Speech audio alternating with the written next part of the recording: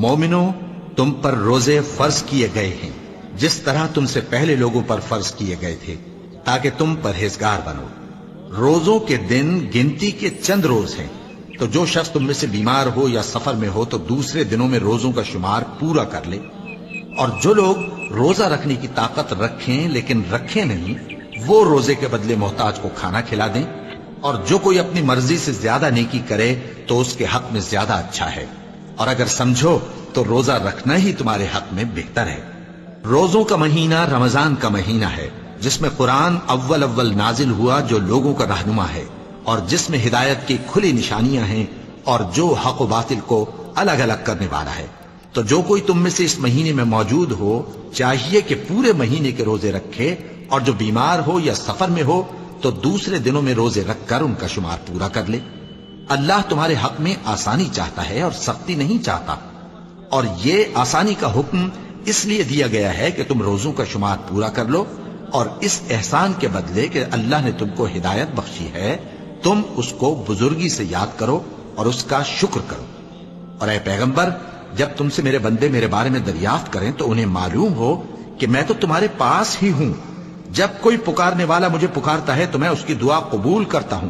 तो उनको चाहिए कि मेरे हुक्मों को माने और मुझ पर ईमान रखें, ताकि नेक रास्ता पाएं। रोजों की रातों में तुम्हारे लिए अपनी औरतों के पास जाना जायज कर दिया गया है। वो तुम्हारी पोशाक हैं और तुम उनकी पोशाक हो। अल्लाह को मालूम है कि तुम उनके पास जाने से अपने हक में खयानत करते थे, सो उसने तुम पर मेहरबानी की और तुम्हारी हरकत से दरगुजर फरमाई।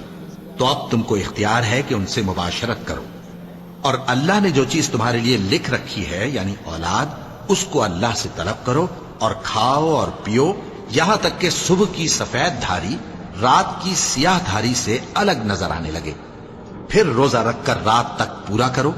और जब तुम मस्जिदों में एतकाफ बैठते हो तो उनसे मुबाशरत न करो। ये अल्लाह की हदें हैं, इनके पास न जाना। इसी तरह अल्लाह अपनी आयतें लोगों के समझाने के लिए खोल खोल कर बयान फरमाता है, ताकि वो परहेजगार बने। हमने इस कुरान को शब कद्र में नाजिल करना शुरू किया, और तुम्हें क्या मालूम कि शब कद्र क्या है? शब कद्र 1000 महीने से बेहतर है। इसमें फरिश्ते और रूहुल कुदस हर काम के इंतजाम के लिए अपने परवरदिगार के हुक्म से उतरते हैं। ये रात तुलुए फज्र तक अमनो सलामती है।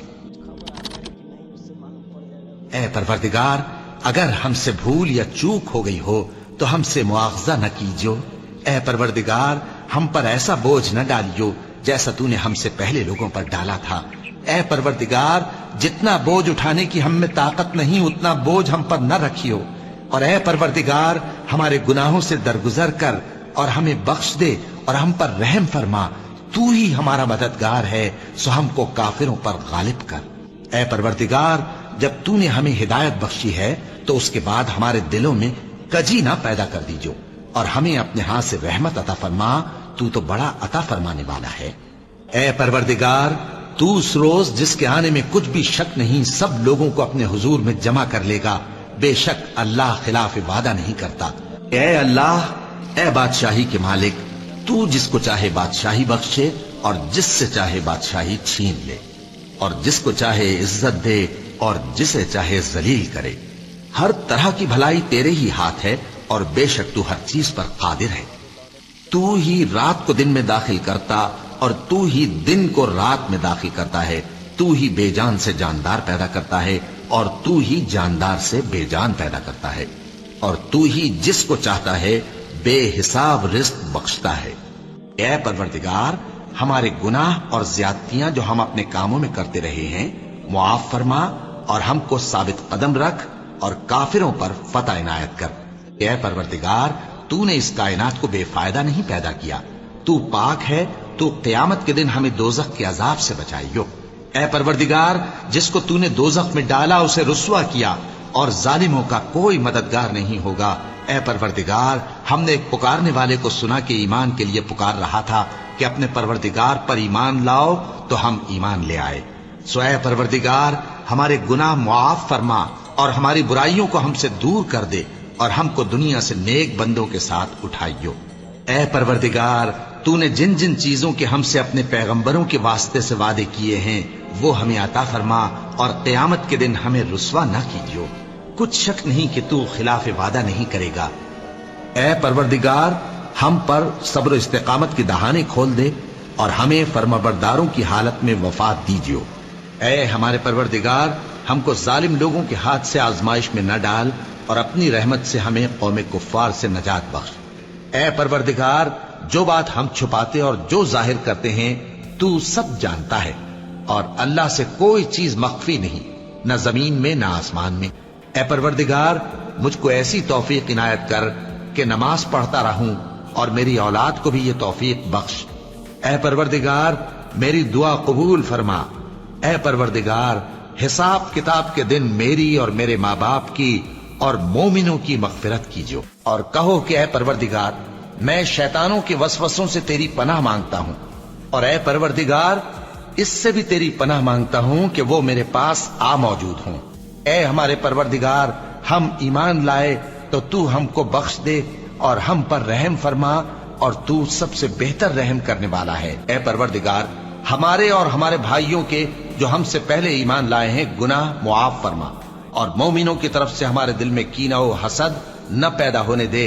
اے ہمارے پروردگار، تو بڑا شفقت کرنے والا ہے، مہربان ہے۔ اے پروردگار، دوزخ کے عذاب کو ہم سے دور رکھیو کہ اس کا عذاب چمٹنے والا ہے۔ بے شک دوزخ ٹھہرنے اور رہنے کی بہت بری جگہ ہے۔ اے پروردگار، ہم کو ہماری بیویوں کی طرف سے اور اولاد کی طرف سے آنکھوں کی ٹھنڈک عطا فرما، اور ہمیں پرہیزگاروں کا امام بنا۔ پروردگار، ہم کو دنیا میں بھی نعمت عطا فرما اور آخرت میں بھی نعمت بخشیو، اور دوزخ کے عذاب سے محفوظ رکھیو۔ اے ہمارے پروردگار، تجھی پر ہمارا بھروسہ ہے، اور تیری ہی طرف ہم رجوع کرتے ہیں، اور تیرے ہی حضور میں ہمیں لوٹ کر آنا ہے۔ اے ہمارے پروردگار، ہم کو کافروں کے ذریعے فتنے میں نہ ڈالنا، اور اے ہمارے پروردگار، ہمیں معاف فرما، بے شک تو غالب ہے، حکمت والا ہے۔ کہو کہ میں صبح کے مالک کی پناہ مانگتا ہوں ہر چیز کی برائی سے جو اس نے پیدا کی، اور اندھیری رات کی برائی سے جب اس کا اندھیرا چھا جائے، اور گنڈوں پر پڑھ پڑھ کر پھونکنے والیوں کی برائی سے، اور حسد کرنے والی کی برائی سے جب وہ حسد کرنے لگے۔ کہو کہ میں انسانوں کے پروردگار کی پناہ مانگتا ہوں، یعنی لوگوں کے بادشاہ کی، لوگوں کے معبود کی، اس بڑے وسوسہ ڈالنے والے کی برائی سے جو اللہ کا نام سن کر پیچھے ہٹ جاتا ہے، جو لوگوں کے دلوں میں وسوسے ڈالتا ہے، خواہ وہ جنات میں سے ہو یا انسانوں میں سے۔